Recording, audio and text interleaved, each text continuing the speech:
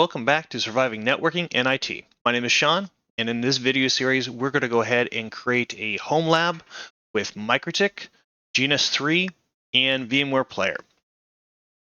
But before we go into the technical details, let's talk about why these three tools are useful.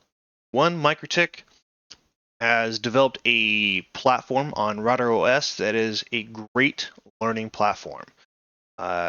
Luckily for us, it's also can be virtualized, and we can bring this into the GNS3 VMware Workstation platform to allow us to connect multiple of those devices together to learn about the different aspects of networking. Setting up a home lab, in my opinion, is great so that you can actually apply of what you learn from reading in books or watching other video series. Actually be able to touch, feel, and experience how something works is the way you remember them for a long time. So the two tools we're going to use is GNS3, which stands for Graphical Network Simulator.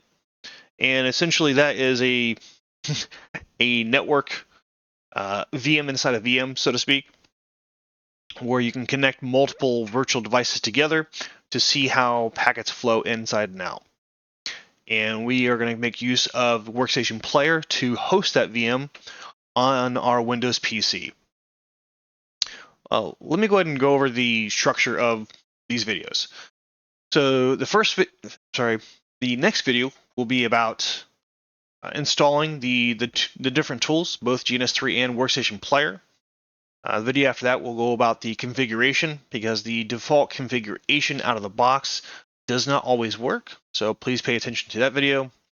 The video after that will deal with importing the Mikrotik templates or Mikrotik images.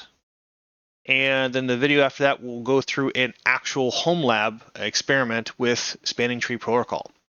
And this will allow you to see the real-world, real-time results of how Spanning Tree works on the fly.